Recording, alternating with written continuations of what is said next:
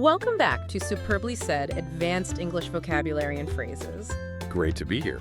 Today we're diving into some insights from a recent SpeakDuo lesson. And just a reminder, for those of you really looking to boost your speaking confidence, you can check out SpeakDuo.com.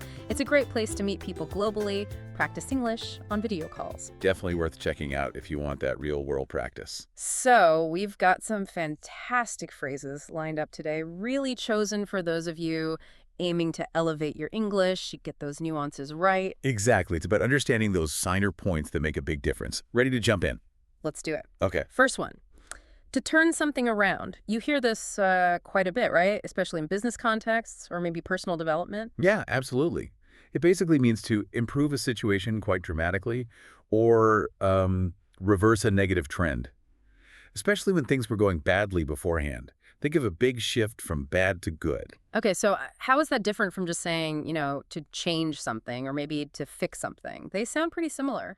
That's a great question. The key thing here is really the scale and the starting point. Change can be quite neutral, right? Like changing your shoes. Sure. And fix implies, well, repairing something broken. But turn around, that carries this sense of a major reversal from a really declining or failing state. Yeah, okay. Like you said, a company losing money that starts making a profit, that's a classic turnaround. It suggests, significant effort, overcoming challenges, a real reversal of fortune. Gotcha. So it's more dramatic, like, I was failing the class, but I managed to turn it around by studying harder. That fits. Perfect example. Or for work. Yeah. Our team's performance was struggling last quarter, but with the new strategy, we're hoping to turn things around significantly. Exactly. And thinking about, say, an IELTS question about overcoming a challenge, you can say, well, I had to turn around my study habits after failing my first test. Precisely. Using turnaround really conveys that sense of significant recovery, positive action. It's much stronger than just saying you changed or fixed things. It shows resilience. Makes sense. Okay, moving on. Next phrase is all about timing. Not the time for something. Right. This was pretty straightforward in meaning. You say it when something is just inappropriate or irrelevant right at that particular moment. So is it just like saying, this is inconvenient, or maybe that's beside the point, or is there more to it? There's definitely a stronger implication. Inconvenient is, well, milder, isn't it? It just means it's difficult or maybe awkward. Yeah. And beside the point is purely about relevance to the topic, but not the time. That emphasizes the moment itself is wrong. It often suggests the current situation is serious or urgent, and the action or comment is disruptive or disrespectful of that. Yeah, I see. So it carries more weight. Yes. It implies a potential negative impact if the person continues. Like if someone starts telling jokes during an emergency briefing. You'd say, hey, this is really not the time for jokes. We need to focus. Exactly. Or, in a serious meeting. During our crisis strategy session, it was definitely not the time to bring up vacation plans. Right. And maybe for an IELTS type question, has someone ever brought up something at totally the wrong time? You might say, oh yeah, a friend once started a political debate right in the middle of a wedding toast. It really wasn't the time. Perfect. Using it correctly demonstrates a strong awareness of social context, of the gravity of a situation. It's key for effective communication, shows emotional intelligence, really. Very useful. Okay, next up, choices. The phrase to go with something sounds simple, but maybe not always. Well, it generally means to choose or decide on something, usually from a set of options. But yeah, there's a bit more nuance sometimes. So what's the difference between to go with something and just, to choose something or to select something? Is one more casual? That's a good way to put it. Choose and select tend to be more direct, maybe a bit more formal. They just state the pick. To go with, on the other hand, often feels a bit more collaborative, maybe, or like you're aligning with an option. Okay. It can also suggest a less formal, perhaps more intuitive decision, like going with your gut feeling. Ah, right, like instinct. Exactly. And there's that other meaning, too, to accompany or complement something, like, I need shoes to go with this dress. Okay, yeah, that dual meaning is handy. So I chose a simple necklace to go with my dress. That works. Yeah. Or in a meeting, after discussing all the proposals, I think we should go with the third option for the marketing campaign. Seems natural there. Very natural. Yeah. Less abrupt than just, we select option 3. And for that IELTS gut feeling question, when did you last go with your gut? Oh, I went with my gut and took a spontaneous weekend trip. It turned out to be amazing. Perfect use. So yeah, it's incredibly versatile. Lets you talk about choices in a more conversational way. often less definitive than just choose. Very valuable. Cool. All right, let's talk performance. To do okay seems simple, but what level does it really imply? It implies performing decently, Mm-hmm. adequately, not great, not terrible, just, okay, solidly in the middle. Right. Is that the same as saying someone managed or they got by? I hear those used too. Similar, but there's a subtle difference, I think. To do okay usually suggests meeting the basic expectations, a satisfactory result.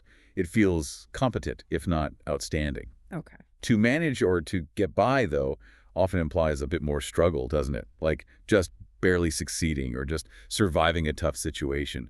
Do okay leans a bit more neutral, maybe slightly positive, indicating competence rather than just scraping through. That makes sense. Less struggle implied. So, Huh. I didn't win the race, but I did okay. Finished mid-pack. Yep, that works. Or at work.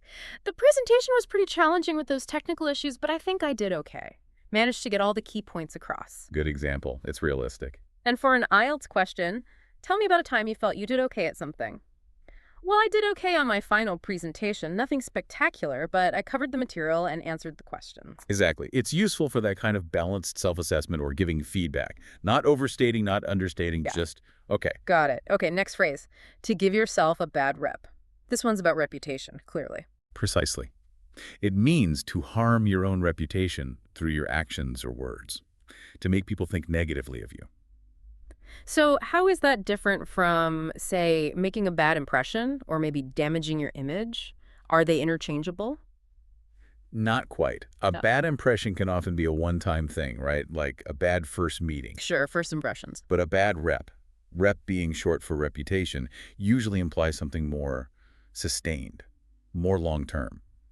It suggests a generally negative perception that's built up over time, maybe through repeated mistakes or one really significant screw-up that people remember. It's often more informal, too. Ah, okay. So it's more lasting and maybe more widespread? Often, yes.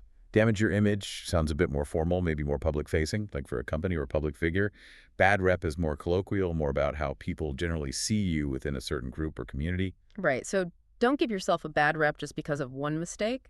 Good advice. Definitely. Or professionally, consistently missing deadlines like that will quickly give you a bad rep with the project managers. Absolutely. It has consequences. And for IELTS, what's a time someone unfairly got a bad rep? Well, one of my colleagues got a bad rep for being lazy, but honestly, he was just completely overwhelmed with some family stuff at the time. That fits perfectly. So, understanding bad rep helps you talk about reputation in that more common, informal way, focusing on the impact of your own behavior. Makes sense. Okay, now for a great connector. Speaking of something, I use this one a lot. It's incredibly useful, isn't it? It's a phrase you use to smoothly link a new topic that's directly related to what you were just talking about, a natural bridge. Yeah, how does it differ from saying, like, by the way, or regarding something? They seem to introduce topics too. The key is the flow.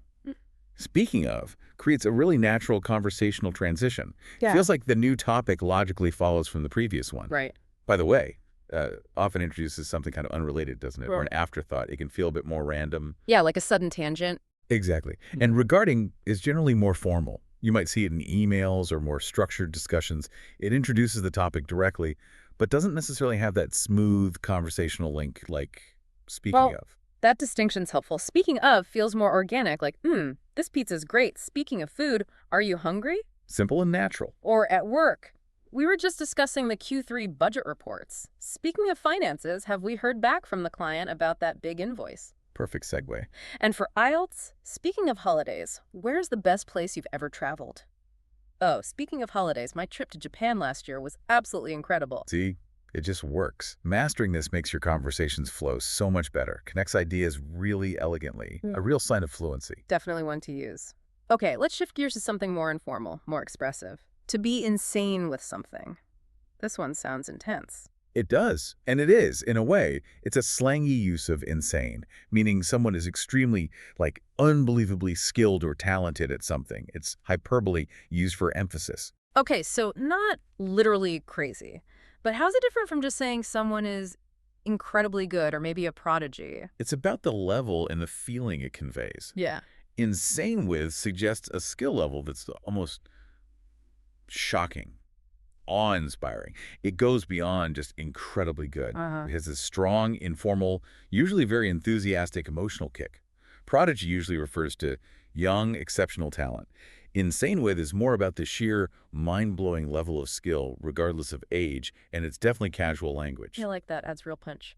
So, my cousin is insane with languages. I think she speaks 5 fluently. Yep, conveys that wow factor. Or talking about a colleague. Have you seen Maria's latest designs? She's insane with graphic design. Just amazing stuff. Exactly. You're expressing strong admiration. And for an IELTS question, maybe what's something someone said you're insane at? Well, my friends say I'm insane with organizing parties. I just love planning all the details. Perfect. Using it adds that vibrant, informal emphasis. Makes your description much more impactful, especially in casual conversation. Cool. Okay, last one. A very contemporary phrase. To be salty about something. Hear this all the time now. It's really common, yeah. It means to be upset, maybe bitter, often over something relatively minor or trivial. It implies a specific kind of resentment. Right, so is it just like being annoyed or angry? Or is salty different somehow? It is different. The nuance is key here. Salty suggests a kind of lingering bitterness, doesn't it? Often feeling a bit petty, or like the reaction is maybe out of proportion to the actual issue. Okay. Petty resentment. Yeah, maybe feeling unfairly treated or slighted over something small. Annoyed is generally milder, more temporary. Angry is much stronger, usually for more significant reasons. Salty captures that specific, grumpy, maybe slightly sulky feeling of resentment. Got it. That lingering, maybe slightly unjustified grumpiness. So she was really salty about not being invited to the party, even though she said she didn't want to go anyway. Classic saltiness. Or at work. He's still salty about not getting that promotion from 6 months ago, even though everyone knew it was a long shot. Exactly. Still holding on to it. And maybe for IELTS. What's something trivial you were salty about recently? Honestly, I was super salty about losing a board game last night, even though it was just for fun. Relatable. So yeah, using salty lets you describe that very specific emotional reaction in a really contemporary, understandable way. Crucial for informal English today. Great stuff. Okay, I think it's time to test our understanding. Quiz time. Let's see how well everyone's absorbed these nuances. All right, I'll read the question in 3 options, A, B, and C. It'll have about 5 seconds of quiet to think, then I'll give the answer. Ready? Ready. Question 1. What does the phrase, to turn something around, mean? Option A, to change your mind about something important. Option B, to improve a situation or reverse a negative trend. Option C, to re-explain something for clarity. Pause 5s. The answer is option B, to improve a situation or reverse a negative trend. Got it. Question 2. What does not the time for something imply? Option A. Used to postpone something enjoyable. Option B. Said when something is inappropriate or irrelevant at the moment. Option C. Used to comment on someone being late. Pause 5s, and the answer is option B. Said when something is inappropriate or irrelevant at the moment. Makes sense. Question 3. What does to go with something typically mean? Option A. To choose or decide on something from a set of options. Option B, to support someone in an argument or decision. Option C, to carry something along with you. Pause 5s. Okay, the answer here is option A, to choose or decide on something from a set of options. Right. Question 4, what happens when you give yourself a bad rep? Option A, to challenge someone else's reputation. Option B, to make yourself look overly confident. Option C, to harm your own reputation. Pause 5s. The correct answer is option C, to harm your own reputation. Question 5. What does speaking of something signal? Option A, a phrase to link a new topic related to the current one. Option B, an apology before introducing a controversial topic. Option C, an excuse to change the subject suddenly. Pause 5s. This one is. Option A, a phrase to link a new topic related to the current one. The connector. Question 6. If someone is insane with something, what does that mean? Option A, to act without thinking about consequences. Option B, to have unusual behavior in social settings. Option C, to be extremely skilled or talented at something. Pause 5s. The answer is option C, to be extremely skilled or talented at something. That wow factor. Question 7. What does it mean to be salty about something? Option A, to be sarcastic about something in public. Option B, to be upset or bitter, often over something minor. Option C, to tease someone in a playful way. Pause 5s. And the answer is option B, to be upset or bitter, often over something minor. That lingering feeling. Okay, last one. Question 8. What does to do okay describe? Option A, to perform decently or adequately. Option B, to feel good even after failure. Option C, To complete a task without any help. Pause 5s. The answer is option A, to perform decently or adequately. Solid middle ground. Phew. Okay, that brings us to the end of our deep dive into these really useful advanced English phrases. Hopefully you feel a bit more confident now about not just recognizing them, but actually using them accurately in your own conversations. Yeah, moving from just knowing to actually applying them with nuance, really raises an important question, doesn't it? Oh. In a world where communication is getting, well, more and more complex and nuanced, just how much impact can choosing the exact right word or phrase have? Especially thinking about how your message lands across different cultures or contexts. It's about more than just vocabulary, it's connection, really. That's definitely something to mull over. The power of precise language. Well, thanks for joining us, and we look forward to our next deep dive with you. See you next time.